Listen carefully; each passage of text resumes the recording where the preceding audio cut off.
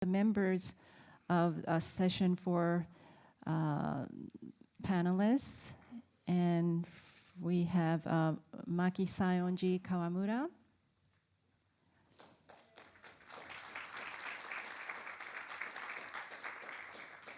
Shamima Amin. Sam Beard. Gabriele Castagnoli. Tomoyo Nonaka. And Parag Shah. And may I now ask Maki to lead us in the prayer, peace prayer and meditation. And after the meditation, there will be spontaneous sharing by all the panelists. So, Maki.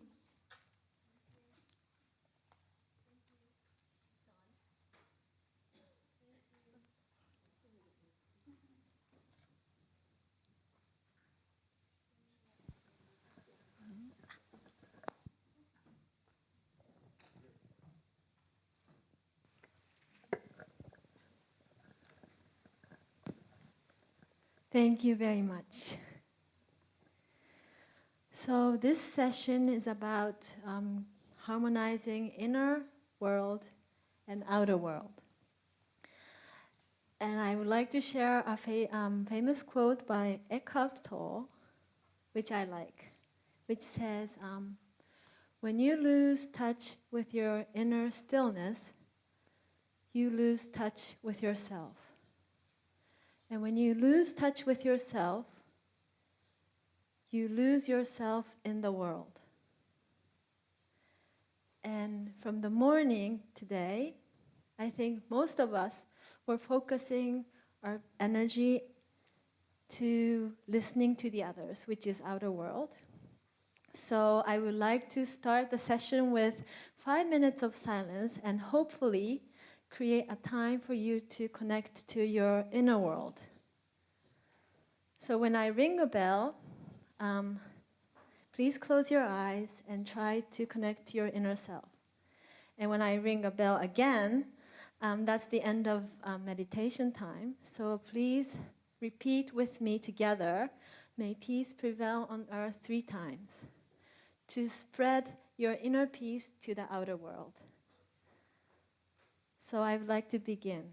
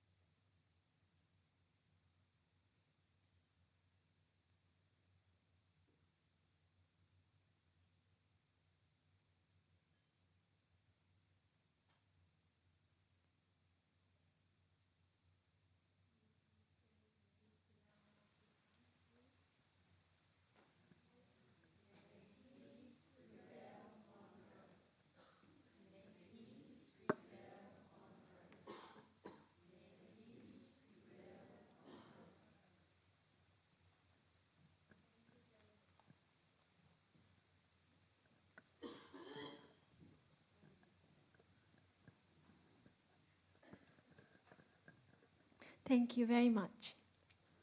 So now I would like to hand this microphone to the panelists. So this program is not structured programs, so we like to keep the flow. So whoever is called to speak, will please accept my microphone and share your wisdom with a circle, please.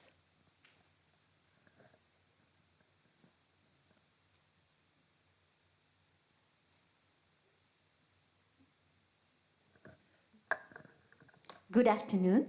My name is Shamima Amin. I'm from Atlanta, Georgia, United States.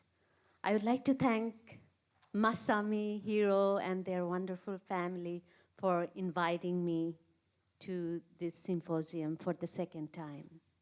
I came here last time in 2015, and I heard two words, divine spark. I was wondering whether I had divine spark in me. Even though from my childhood, I was a very compassionate person, but I never thought of these two words. So I went back home after the conference, and I thought about these two words, and I thought about human beings. We human beings have two selves, one selfish, one selfless. And if a lot of people in this world never saw divine spark because they never ignite their selfless self. So I started doing meditation. I started in August 2015. Every day in the morning and at night, I do meditation for 10 minutes. Meditation helps. The power of meditation is remarkable. It helps people to be better, and it helps to ignite the selfless selves in people. Actually, the research on meditation tells us the people who do meditation on a regular basis, the compassion and empathy level is much higher than those people who do not do meditation. So when I started meditation, I wanted to see spiritual light. However, I couldn't see it. I tried and tried, but eventually I got there. I see the light from the eternal power to come through my heart and cleanse my heart and make me a selfless person. I think I'm improving. I'm not fully satisfied, but as a regular person, I have also human greed and some of the things that we all do, my regular women do. I love wonderful clothes, perfumes, and I was wondering how I can get rid of this greed and save that money and help others. But it's hard to do. So what I do is when I spend, for example, $100, I save 20% of that money and donate. So I don't have that guilty feelings in me that I'm not doing it for other people and just spending on me. So that's how I improve myself. And my husband and I, we made differences in many people's lives, but still I'm not satisfied. I want to do something more. The inner harmony that you asked, that what is inner harmony? Inner harmony is something that you feel good. You feel like you bring your selfless self and do something for others. That's inner harmony. And when you have that feelings, you can give that harmony to outside world because you are giving back to people who do not have anything. So that's the way we can bring peace to the world. Thank you so much.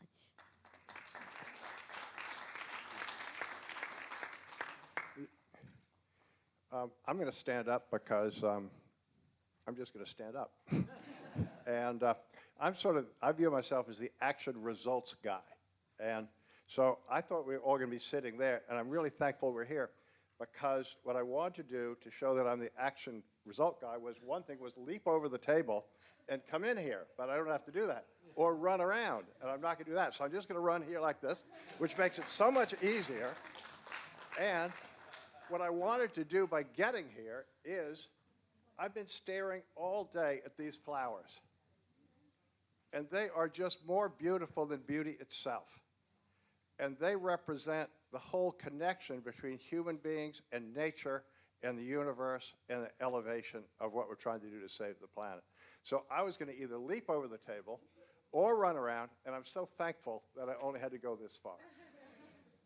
Then, like everybody else, I want to thank the Saionjis. But I have one very serious complaint.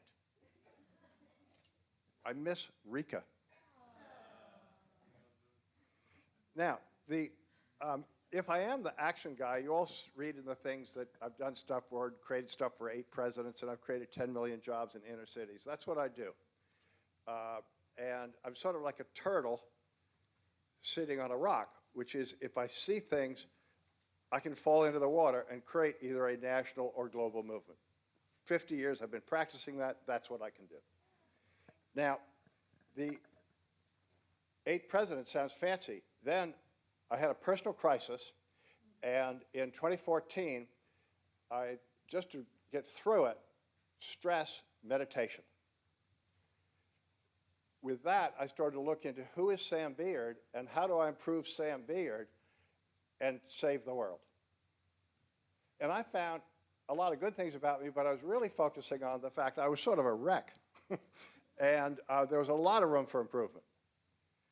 I was good at physical, good at mental. When it came to emotional, there were no hugs in our family.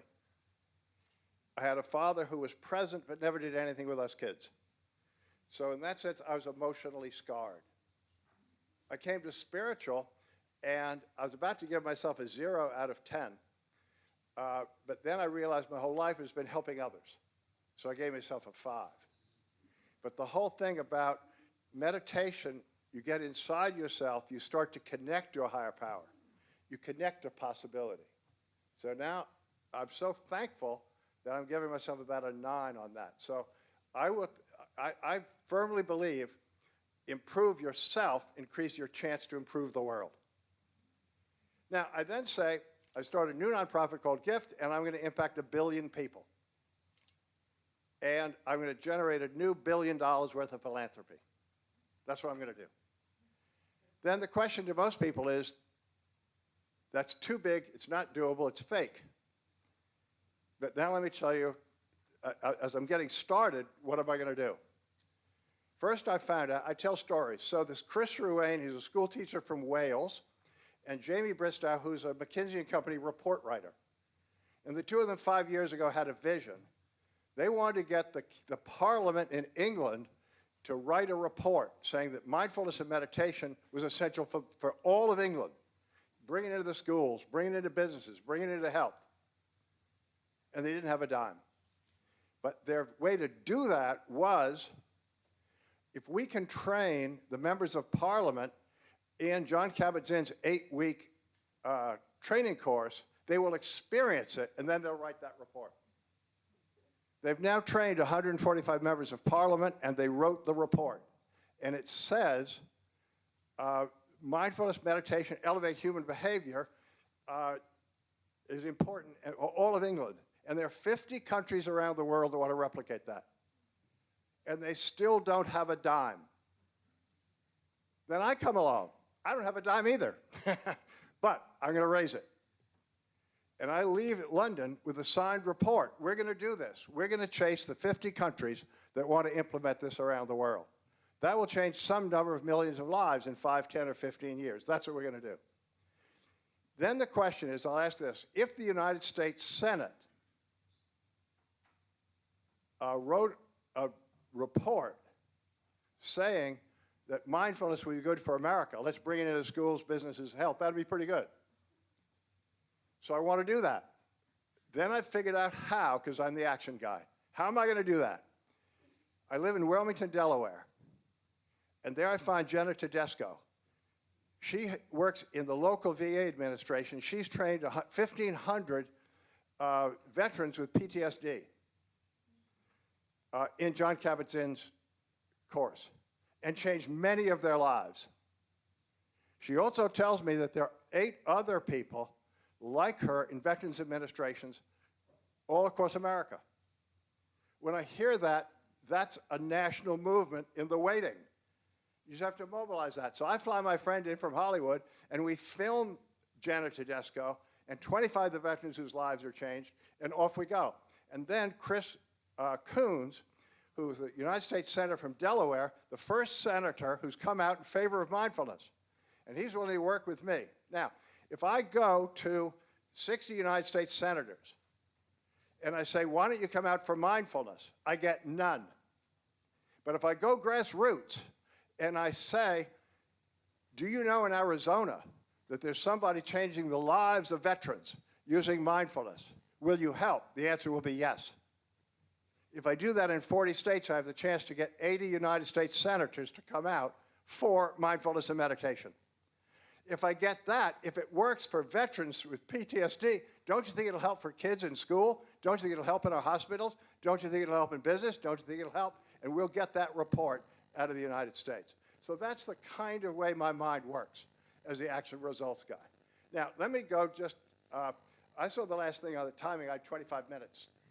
No, I guess that was the whole group. But anyway, now, here I am, and what I wanted to do when I came here was the whole Fuji Declaration, and then Gary Zukav with your Go Beyond 5 Senses, Go to a New Self, and with Alan Bristow, with Collective Wisdom. How do we elevate human behavior? How do we create world peace? Everybody, we have to connect to a higher power. I don't necessarily know how we need to connect to a higher power. I came here to learn. I came here to learn because I don't fully know how. I don't know how we stop war between the Palestinians and Israel. I don't know how we clean up the Middle East. But if we issue in a new era of new hope and we do what we're setting about to be here, we can have a whole new view of life. So I think fundamentally we are going to change. In 25 years, there'll be a whole new reality. I got to tell one last quick story. I apologize if I run over. Nancy Leonard's worked with me for 45 years. When she was younger, she was at a cocktail party. Her husband was a police officer. At 7:12 at this party, something was wrong. She went to her friend, I got to get out of here, something's wrong. She called home, make sure your children are okay. Calls home, children are okay. Well, let's stay, the friend says. You ate something wrong. It still sticks with her. Sticks with her, like, something's wrong, something's wrong. She leaves, she goes home, nothing wrong. 2 hours later, the phone rings. At 7:12, Clyde Leonard, her husband, was shot. Not killed, but shot. Come to the hospital. Now, what's that all about? A telepathy. That's really what Gary's talking about. That's the kind of capacity we have if we reconnect to nature. So, in closing, I believe we're on the cusp of a new era. In 25 years, there will be a whole transformation, and we're all going to be a part of it, and thank you for having me.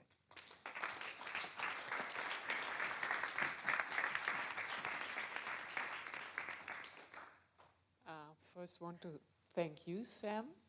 And you were talking about 25 years. Usually in our world, it's like, I bid for more. And in this case, I will say we can make this in less time. I deeply believe in this. And I just want to follow the thread you just laid out. So many diverse ideas, so many good plans, and you spoke of a change, how this world will look like.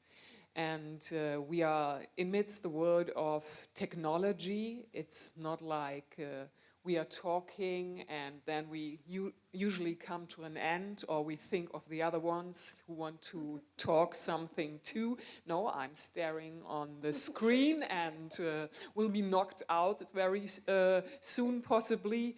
I think this coming back to nature is really essential, and I trust very deep that all the comfort we have from technology, which is in our days our outer world, will give us still comfort, but that we come to our inner world again, and that we realize that we don't have to trust into the outer world and so lose our connection to our inner wisdom, and not always our wisdom or what we think that is our wisdom or our knowledge. This is not for all times. For me now, sitting here with you in the inner circle, changing my perspective, then having a meditation together, it's so beautiful. And maybe I came with some thoughts I wanted to talk about or I want to tell you about, but that doesn't matter any longer. It's a different situation. We are sitting here together, maybe just now in the moment, there is another truth. And I can feel very much with you being here together that we are so aligned that in the hours we will be here together, in the days we will be here together, a new truth. Not only maybe for the moment, but a truth that will send its ripples into the world, like a stone you throw into the water, will go out here from Japan into the world.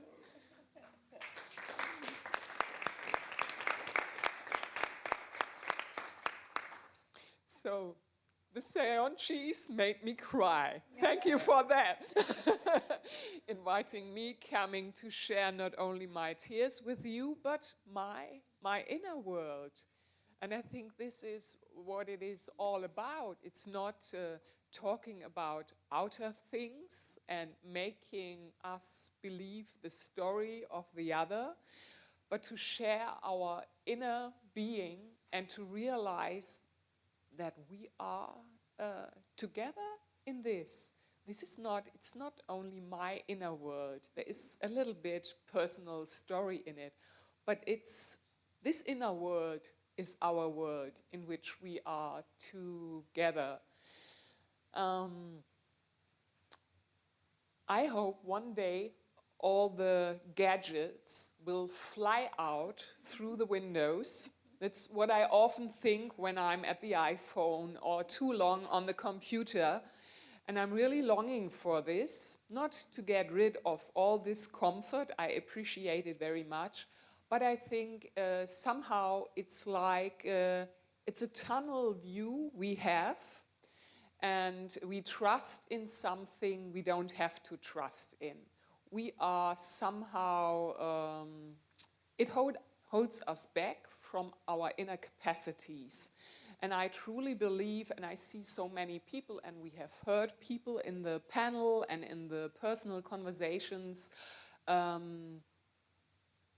there is another form of communication, and I like to shorten sometimes the word. For me, it is communication.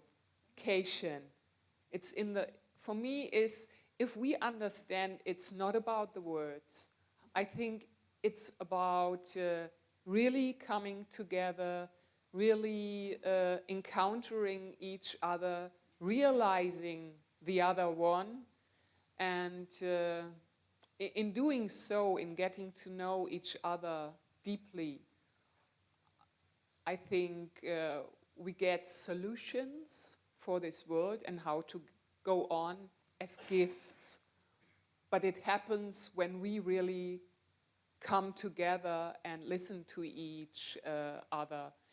And that reminds me too of this famous saying of Jesus, where 2 or 3 of you are together. So how many are we here in this room today? And We are all in networks. We are all connected over feelings, thoughts, to other networks. And I wish and I hope that we will make the world very vibrant in the next few hours and days together. And these ripples out in the world will change a lot and start a big movement you want to have for the future for this world. Thank you so much.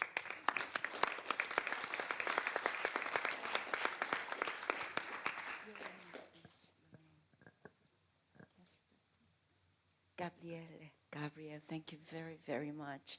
And let me start with the hearty gratitude and appreciation for Mr. and Mrs. Saionji, Goi Peace Foundation, and everybody who made it possible for today. And your Gabriela, beautiful, your story reminds me of the days when I was 6 or 7-year-old girl. I have animals, small to big one, and 5 dogs and 3 cats, and goldfish and a squirrel and birds. And one day, I look into them, my little, very, very pretty goldfish, and the fish bowl. You know, the fish bowl is right. And are you hungry? No, not hungry. But are you, breathing? Then, I named them. These attitudes is the proof of being alive, right? To get oxygen from water, right? Then, they connect each other together in the same water. Right? And your story reminds me of we are in the same fishbowl, right? Breathing the same air, oxygen, and CO2, and your deep sigh makes me energized, right? Then connecting each other. And this is happening on the planet of Earth.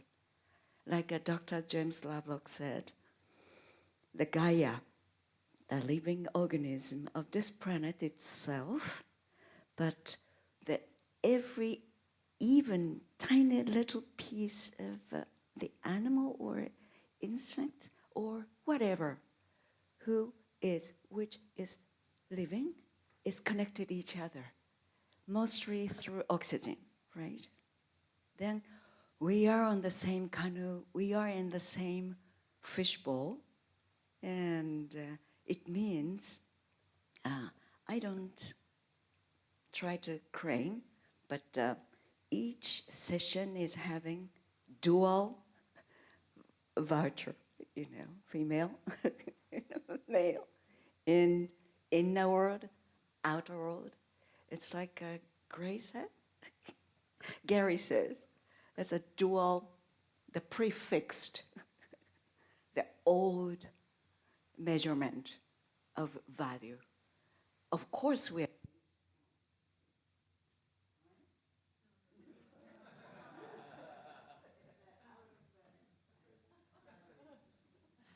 I know, you should use the Sanyos. Right? Okay, so we talked about, yes, so right. Right, yan, and we call it yin and yo, right? The dual is like the diameter is at the center, dividing black or white. You are black or white, or you are left or right, or blah, blah, blah. But this, format, we can see that the white stuff, the center, the balance, the gravity of the center of the power of white consists of black. And vice versa, right? So it's not a dual at all. It's a mess. But it has so deep meaning, I guess, So we should try to organize or to shift our mind. We are, some said, oneness or wholeness. Yes, the inner and outer. It's, excuse me, you are inner, come out. Then you are inner, come out to outer world. No. Wholeness, oneness, right? So the outer is, in other words, is a social system. But I don't have any social system. We only have, the living organism is having homeostasis, right? Try to be alive, the system, right? So that is divine spark. Then every part of cells is having spark, and consuming energy, right? Not only brain, but every tiny little piece cell is having divine spark, right? So the Einstein said that, I am not sure if anybody remember that. Yeah. That is, I know. It's the no problem can be solved by the same level of consciousness which occurred it. But the other one, the religion without science is a dead, the rain dog or something. But science without religion is a blind, right? So science can solve this situation of universe only, Dr. Masukawa, 3%? Or, right? Something like that. So we do not know anything about the universe, but we know about the universe because that is existing, right?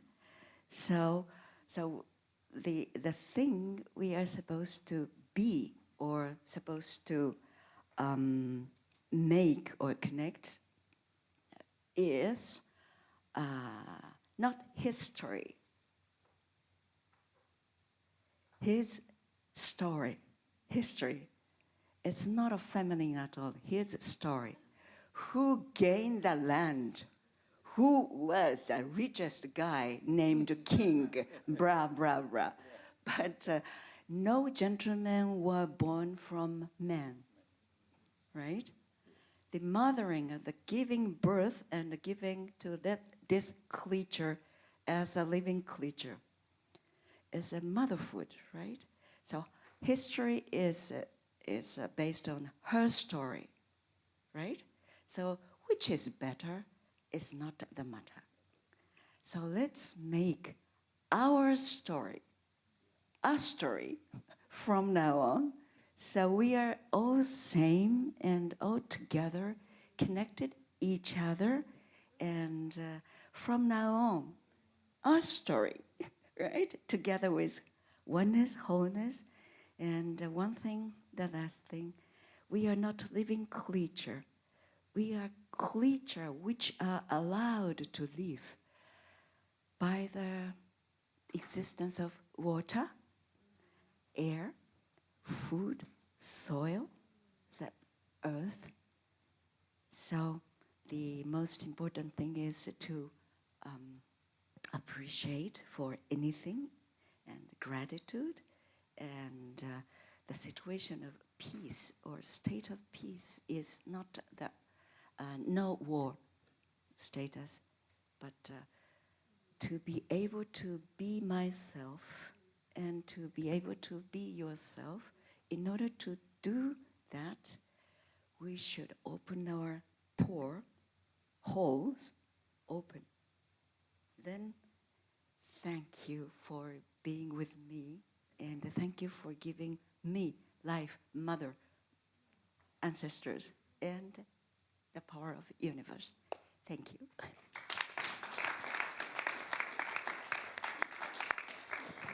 Thank you for being with me. Thank you.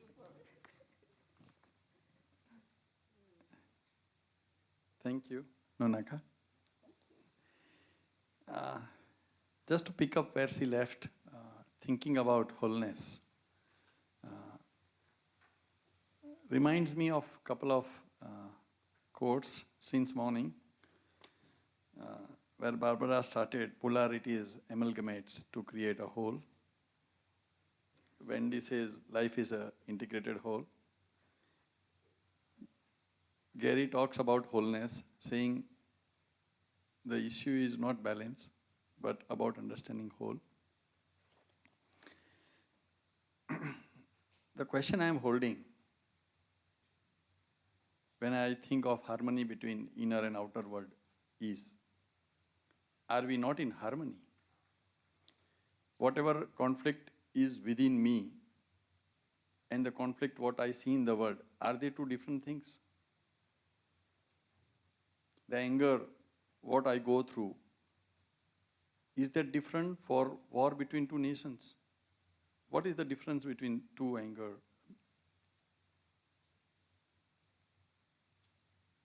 When we think of bringing the change to this world, what it means to bring change within me, am I not part of that world? So these are the few questions I'm holding, and in perpetuity. Whenever I am angry, I think that I don't have any right to condemn any war. And whenever I see war outside in this earth, it reminds me of my anger.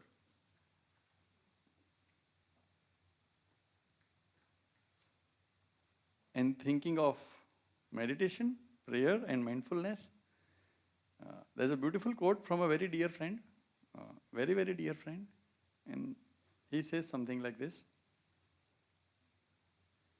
meditation is internal service, and service is external meditation, which is about inner transformation. Thank you. Thank you very much.